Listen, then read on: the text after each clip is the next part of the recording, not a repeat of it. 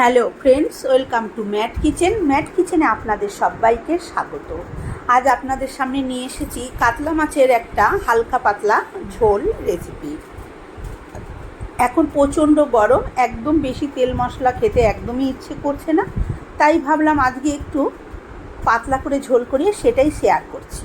নিয়েছি 500 গ্রাম কাতলা মাছ, আর এটা হচ্ছে কাটোয়া ডাঁটা, অনেকে বলে বাঙাল ডাঁটা। এটা কিন্তু লালও পাওয়া যায়, আমি সাদাটাই ব্যবহার করেছি। নিয়েছি আলু আর টমেটো। এবারে কড়াইতে সর্ষের তেল গরম করতে দিয়েছি। তেলটা গরম হয়ে গেলে মাছটাকে নুন আর হলুদ মেখে নিয়েছিলাম, দিয়ে মাছগুলো এক এক করে দিয়ে দিচ্ছি।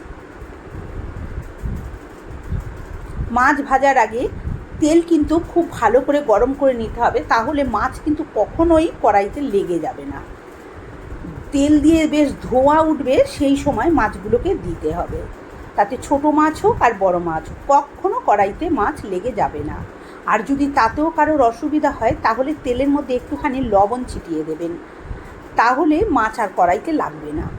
মাছটাকে খুব লাল করে একটু উল্টে পাল্টে আমি ভেজে নেব, যদিও আমরা একটু লালচে করেই মাছ ভাজা করি। এবারে মাছটাকে আমার উল্টে পাল্টে লাল করে ভাজা হয়ে গেছে, যতটা পরিমাণে প্রয়োজন ঠিক ততটা।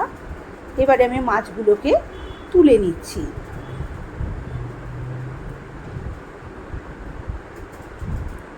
এবারে ওই তেলেই বাকি রান্নাটা আমি করে ফেলবো।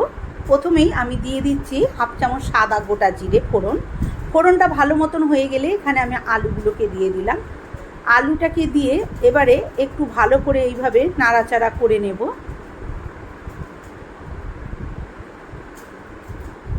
আলুটা যখন মিনিট 2 এইভাবে নাড়াচাড়া করে নিয়েছি, তারপরে আমি দিয়ে দিয়েছি এখানে স্বাদ মতন লবণ আর 1/2 চামচ হলুদ গুঁড়ো আমি এখানে প্রথমে ব্যবহার করেছি।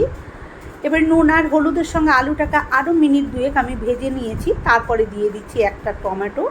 টমেটোটা মোটামুটি মাঝারি সাইজের টমেটোর দানাগুলো আমি ফেলে দিয়ে টমেটোটা ব্যবহার করেছি। এবারে দিয়ে দিচ্ছি কাটোয়া ডাঁটা বা বাঙাল ডাঁটা।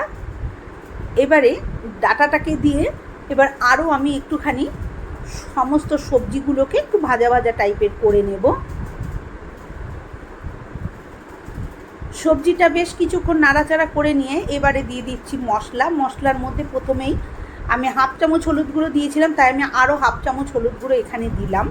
আর 1 চামচ লাল লঙ্কার গুঁড়ো দিয়েছি আর 1 চামচ জিরের গুঁড়ো। এখানে আমি ধনের গুঁড়ো ব্যবহার করছি না, আপনারা চাইলে করতেই পারেন। এই গরমে বেশি মশলা না খাওয়াই ভালো। আর অল্প একটুখানি জল দিয়ে মশলাটার সঙ্গে খুব ভালো করে আলু ডাঁটা টমেটো খুব মিশিয়ে নিচ্ছি। বন্ধুরা, আপনারা যদি এইভাবে রান্না করে খেয়ে দেখেন, তাহলে আশা করছি ভীষণই ভালো লাগবে। এবারে এটাকে আমি ঢাকা দিয়ে দেব। আর এই যে কাটোয়া ডাঁটা কিন্তু নিরামিষ পোস্ত রান্না করা যায়, আবার মাছ দিয়েও রান্না করা যায়, এমনি তরকারিও করে খাওয়া যায়। মাছ দিয়ে করলে মাছের টেস্টও খুব সুন্দর হয়। আপনারা যারা খেয়েছেন তারা তো জানেন, যারা না খেয়েছেন একবার করে খেয়ে দেখতেই পারেন। এবারে খুব ভালো করে মিনিট 2 ঢাকা দিয়ে রেখেছিলাম, তারপরে ঢাকনাটা খুলে আমি মশলার সাথে খুব ভালো করে আলু ডাঁটাটাকে কষিয়ে নিচ্ছি। একদম মশলাটার সঙ্গে ভালো করে কষানো হয়ে গেছে। এবারে আমি দিয়ে দিচ্ছি পরিমাণ মতন জলটা নিজেদের ইচ্ছা অনুযায়ী ব্যবহার করতে হবে, যে যেরকম ঝোল পছন্দ করবেন সেই অনুপাতে। আমি এটা খুব একটা ঝোল বা খুব একটা মাখো করব না, এখন গরম ভীষণ, তাই একটু হালকা পাতলাই করব। সেই অনুপাতে জলটা দিলাম। আর জলটা দেওয়ার পর লবণটা চেক করে অবশ্যই একটু লবণ দিতে হবে, কারণ না হলে এই জলটার জন্য যে ঝোল হবে তাতে সবজির থেকে কিন্তু লবণটা ঝোলে টেনে নেবে, সবজি কিন্তু আলু নিয়ে হয়ে যাবে। এবারে একটু ভালো করে নাড়াচাড়া করে আমি আবার ঢাকা দিয়ে দেব। মিনিট 3 পর আমি ঢাকনাটা খুলেছি। একদম ঝোলটা ফুটে গেছে আর আলুটাও আশা করছি সেদ্ধ হয়ে গেছে সম্পূর্ণ। একদম সেদ্ধ হয়ে গেছে, আলু বা ডাঁটা সবই সেদ্ধ হয়ে গেছে। ডাঁটাটা তো একদম কচি ডাঁটা ছিল, হ্যাঁ সব সেদ্ধ হয়ে গেছে। এবারে আমি দিয়ে দেবো ভেজে রাখা মাছ। সবজি সবসময় সম্পূর্ণ সেদ্ধ হওয়ার পরেই তারপরেই মাছটাকে দেবেন, কারণ মাছটা দিয়ে আমরা বেশিক্ষণ কিন্তু ফোটাই না।